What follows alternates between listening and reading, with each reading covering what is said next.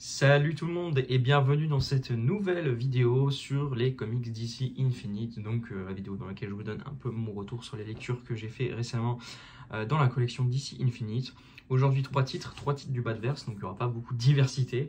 Le plus ancien c'est Nightwing Infinite Tome 4, j'en ai déjà un peu parlé dans ma vidéo achat. Mais voilà, j'en profite pour toucher un mot quand même sur ce tome là dans cette vidéo. Batman Dark City tome 2, donc toujours dans la gamme Infinite, malgré que Urban ait décidé de relauncher la série avec un nouveau nom, donc Dark City. Et après pareil pour Detective Comics qui est reparti au numéro 1, et ici c'est le tome 2 avec Batman Nocturne tome 2, donc la relance de Detective Comics par Ram 5 et Ivan Reis là pour le tome, bon, même s'il fait pas non plus, il fait genre 2 numéros, donc en soi il n'est pas non plus sur tout le tome. Voilà, je vais commencer par Nightwing parce que c'est la vie qui ira assez vite. Globalement, j'ai pas beaucoup de choses à dire de plus que ce que je dis jusqu'ici sur la série. C'est vraiment très très bon. J'ai adoré le tome, la couverture est magnifique. Et donc c'est un tome vraiment sympathique avec un dernier numéro vraiment explosif dans lequel il va se passer pas mal d'actions. Des moments riches en émotions avec une scène entre Bruce et Dick que je trouve absolument géniale, qui était vraiment parfaite. Enfin, c'est vraiment mon moment préféré sur le tome. Les dessins de Bruno Redondo quand il est là sont juste sublimes. En plus de ça, ce qui est cool, c'est que dans ce numéro 100, donc, qui est globalement vraiment le gros point du tome, hein, vu que c'est un tome assez fin et c'est un numéro extra side. Il y a un moment où on a pas mal d'artistes qui vont dessiner Nightwing, tous des dessinateurs qui ont été importants sur le personnage. Donc là on a du Mickey Ranin. Après bon, je connais pas tous les dessinateurs. Là il y a une planche de Dee Barros, donc qui avait fait le run durant les New 52 avec Kyle Higgins au scénario, donc avec le costume où on a le symbole en rouge. Bon voilà, moi je préfère clairement en bleu. Et donc là, on a une superbe planche de Bruno Redondo, donc l'artiste actuel. Ça doit être du Javier Fernandez, je pense, vu qu'il a fait la partie Rebirth.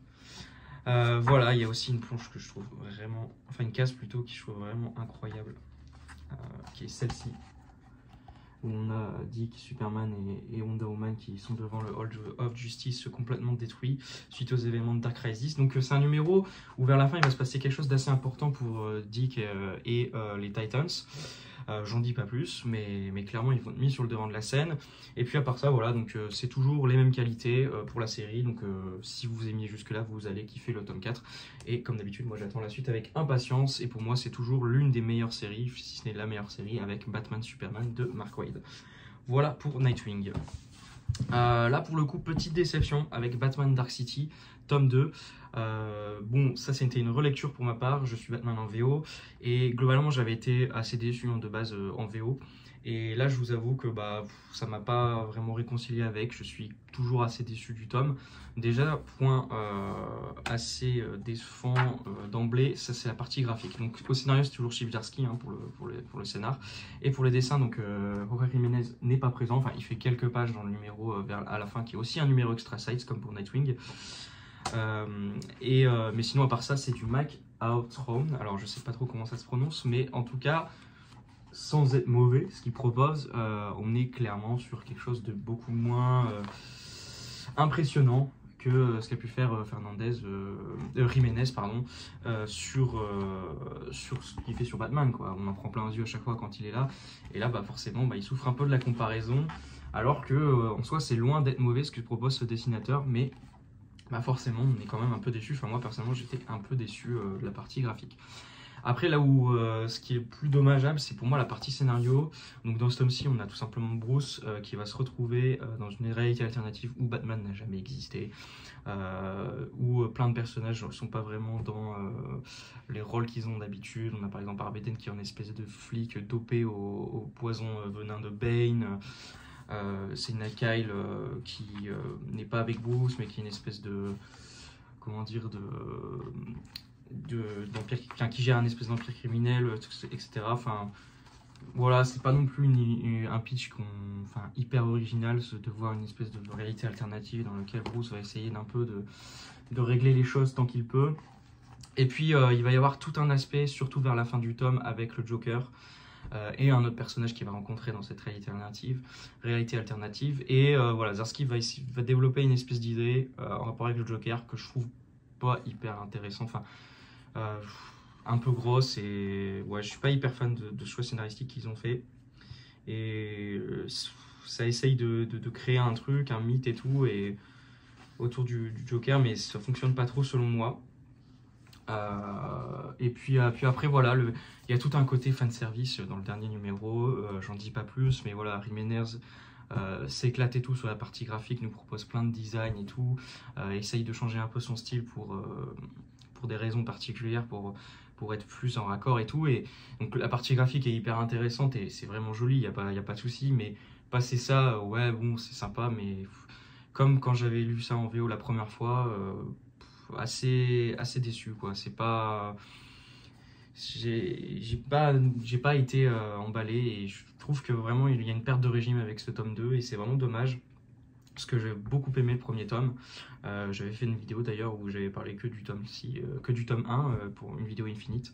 Et ouais, parce que franchement, pour moi, Batman, depuis que Tom King est parti, j'ai un peu du mal à retrouver vraiment un run qui me fait kiffer énormément. J'ai bien aimé ce qu'a fait James Tynion Ford, il n'y a pas de souci. Après, il était là aussi beaucoup aidé par la partie graphique de Jiménez qui est absolument incroyable. Bon, la courte prestation de Williamson était sympa, mais voilà, depuis que Tom King est parti du titre, j'espérais qu'avec Chip Zdarsky, voilà, on allait vraiment avoir un run très ambitieux, tout ça, et là, la direction et les histoires qu'il essaye de raconter, tout ça, c'est pas sur quoi je m'attendais quand j'ai vu que Zdarsky allait prendre le titre, et je suis un peu déçu pour l'instant, donc voilà.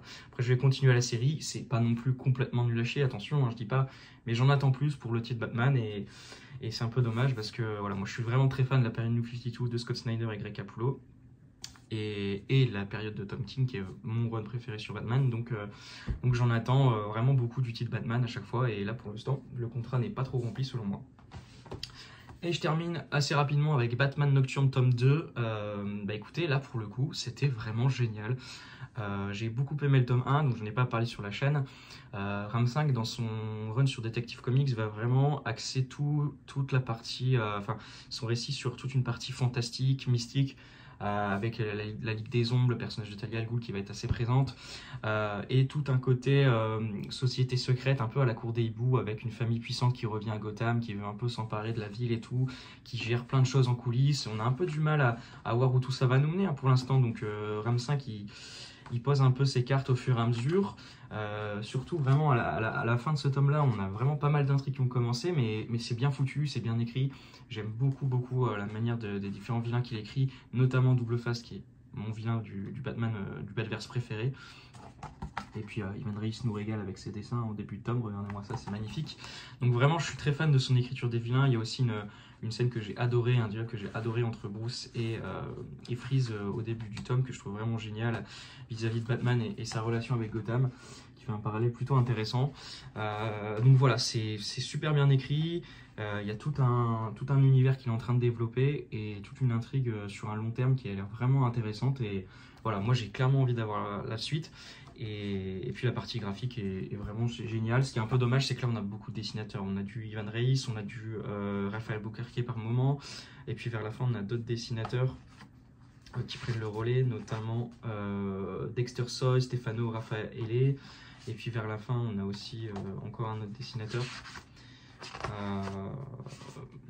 Je crois que j'arrive pas à trouver le numéro. Bon, c'est pas bien grave, mais en tout cas, voilà, ce qui est un peu dommage, c'est que oui, là où le tome 1 était assez bien réparti niveau dessin, j'arrive pas à trouver cette... Ah, voilà. Ah, non, en fait, c'était Stefano Raffaele, le dernier dessinateur que je voulais parler. Donc voilà, il n'y a pas vraiment d'unité graphique, parce que c'est des styles assez différents, tout ça. Mais bon, globalement, ils sont tous assez géniaux, hein, dans leur partie. Donc c'est vraiment un beau bouquin niveau dessin, donc il n'y a pas de souci. Mais voilà, c'est ce petit côté que c'est toujours un peu mieux, je trouve, personnellement, d'avoir vraiment une belle unité graphique avec un run au long cours, et un artiste qui est là sur presque tous les numéros, avec quelques artistes par moment fill-in, bien évidemment. Mais bon, écoutez, ça reste quand même, c'est un petit détail, quoi. Voilà, et puis j'ai l'impression, pour l'instant en tout cas, que c'est un des rares moments où je prends plus de plaisir avec la série Detective Comics, que je trouve plus intéressante, plus ambitieuse, avec vraiment une écriture et une ambiance qui me plaît plus, une direction que prend le titre qui me plaît plus que la série Batman. Ça fait assez longtemps que c'est pas arrivé. Pendant toute la période New 52, bah, comme je vous l'ai dit, moi je suis fan du Red Snyder, donc je préférais largement Batman, même s'il y avait des choses sympas sur Detective Comics. Pareil pour la période Rebirth, le run de Tom King, que je trouve incroyable. Même s'il y a encore là, il y avait des bons trucs qui se faisaient sur Detective Comics, notamment le début par James Tynion IV. Donc voilà, et puis même quand ça me plaisait, c'était un peu moins bien avec James Tynion IV et Williamson sur Batman, bah, Detective Comics pour moi était toujours un peu moins bien aussi. Donc là, ouais, c'est un des rares moments où quand je suis vraiment les deux séries simultanément, où je trouve que Detective Comics est plus intéressante.